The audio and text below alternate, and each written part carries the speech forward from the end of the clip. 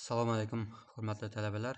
Ma'lumotlar tuzilmasi va algoritmlar fanning navbatdagi ma'ruza mavzusi bilan tanishib o'tamiz. Demak, bugungi mavzumiz vektor, navbat, dek tuzilmalari, ya'ni chiziqli ma'lumotlar tarkibiga kiruvchi, STL ma'lumotlar tarkibiga kiruvchi mana shu uchta sinf haqida ba'zi ma'lumotlarni o'rganib chiqamiz.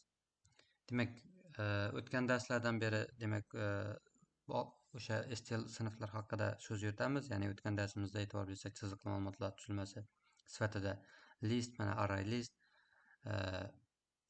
kabi, o'sha linked list kabi ma'lumotlar tuzilmasini o'rgandik. Demak, bu sinf haqida o'ylaymanki hammada umumiy tushuncha bor. Ya'ni STL nimalardan tashkil topadi. Asosiy biz ushbu mavzumizda o'rganishimiz lozim bo'lgan narsa bu o'sha sinfning metodlari. Nimaga deganda ishlash mexanizmi deyarli hammasida bir xil amalga oshiriladi.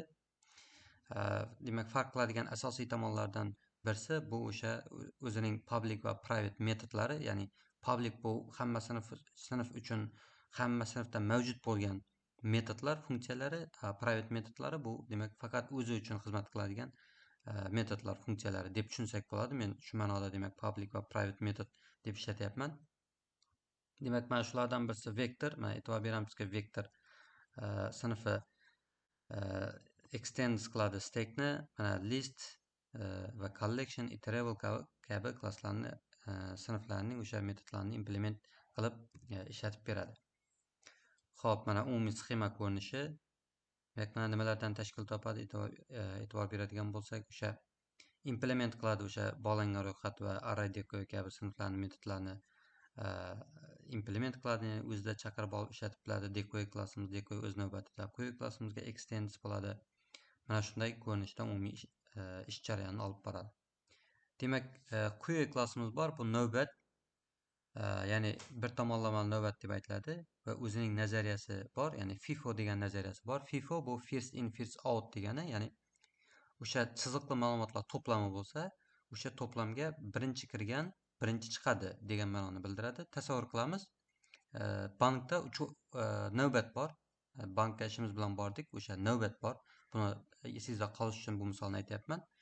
O'sha navbatga birinchi borsangiz, demak, sizdan yana 10 ta odam keldi. Siz birinchi bo'lib turibsiz. Sizning orqangizda demak 9 ta odam bor. Jami 10 ta. Birinchi keldingiz, demak chiqib ketishi kerak bo'ladigan element ham birinchida turgan element bo'ladi. Ya'ni siz chiqib ketishingiz kerak. Demak, FIFO degani mana shunday nazariya. Demak, bir tomonlama navbat, ya'ni quyi degan klassimiz ham xuddi mana shu nazariya bo'yicha ishlaydi. Xo'p, endi o'sha quyi klassimizning umumiy yozuv sintaksisi mana o'tgan darsimizda o'tganimizdek o'sha list klassimiz bilan boshqa STL klasslar bilan umuman aytganda ishlash mexanizmi deyarli bir xil. Mana metodlari add metodi element qo'shib beradi.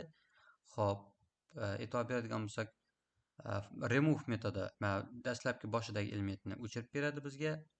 Xo'p, mana ekranga chiqarish uchun mana to'g'ridan-to'g'ri element front o'zgaruvchini olib turib ekranga chiqarishimiz mumkin. E'tibor bersak, remove deyapti.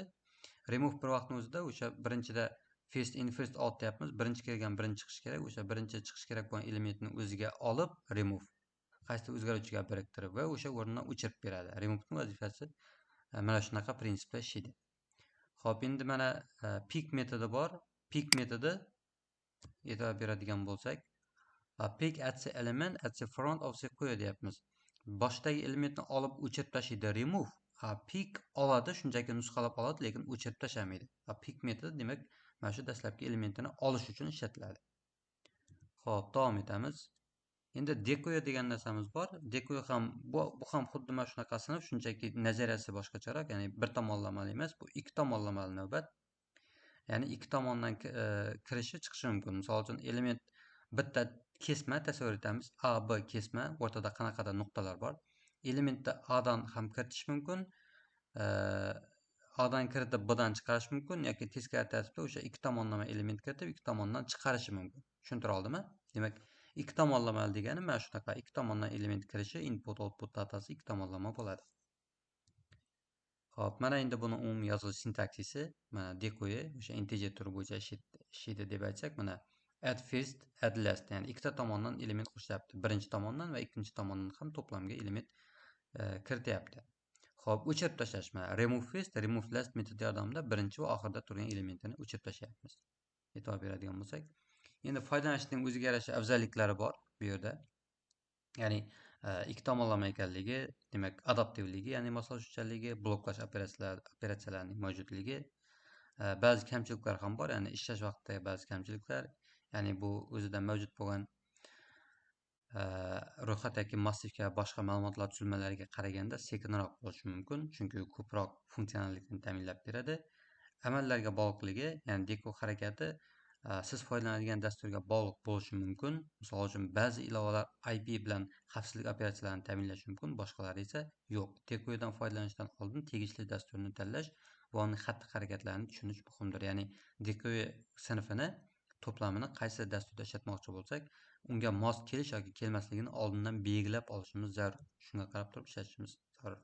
Va vektor, bu ham demak chiziqli ma'lumotlar tuzilmasi sifatida vektor sinfining umumiy yozilishi va uning amallari va imkoniyatlari bor. Elementlarni qo'shish, olish, o'chirish, element count metodi, obyekt sifatida foydalanish umumiy ma'lumotlari keltirilgan. Mana bu yerda metodlarni keltirib o'tganmiz. Ya'ni element qo'shish, add all, to'plamdagi elementni to'plamga qo'shish va yana bilishimiz zarur bo'lgan element atom metodi bor. Pozitsiyasi bo'yicha elementni olib beradi.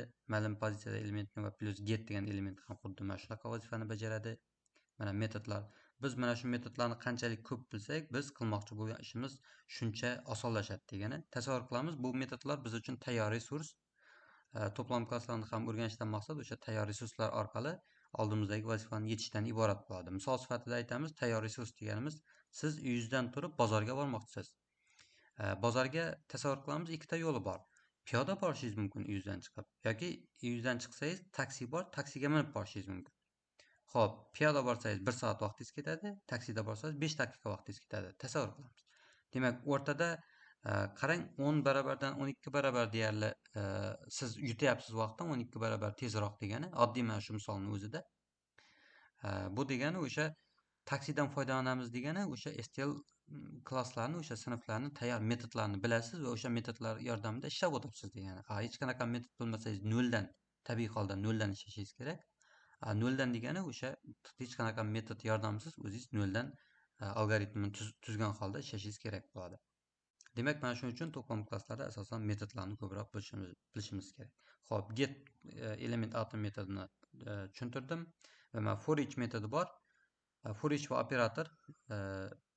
operatorning vazifasi to'plamning ichidagi elementlarni birma-bir takrorlab chiqarib berishdan iborat. Va yana ba'zi metodlar, ya'ni elementlarni o'chirish, remove, o'tgan darslarda ham keltirib o'tganmiz bu yerda, va insert element atom metodi bor ekan, o'sha belgilangan elementni belgilangan indeksga joylashtirib beradi. Bu ham yaxshi ajoyib metodlardan birisi. Va endi umumiy tarzda mana elementlarni kiritib o'tib ketganman.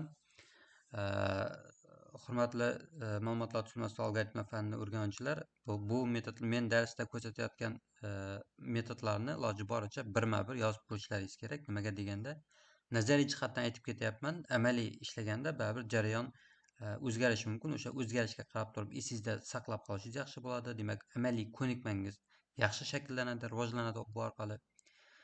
Demak, bilamiz, o'sha dasturlash baribir amaliyotda ko'proq ishlash orqali yaxshi o'rgansa bo'ladigan fanlardan birisi. Bu ham demak o'sha dasturlashdan keyingi etapdagi fan dedik. Shu maqsadda har bir aytib o'tib ketayotgan metodlarimizni har birini birma-bir yozib qo'yishingizni tavsiya qilamiz.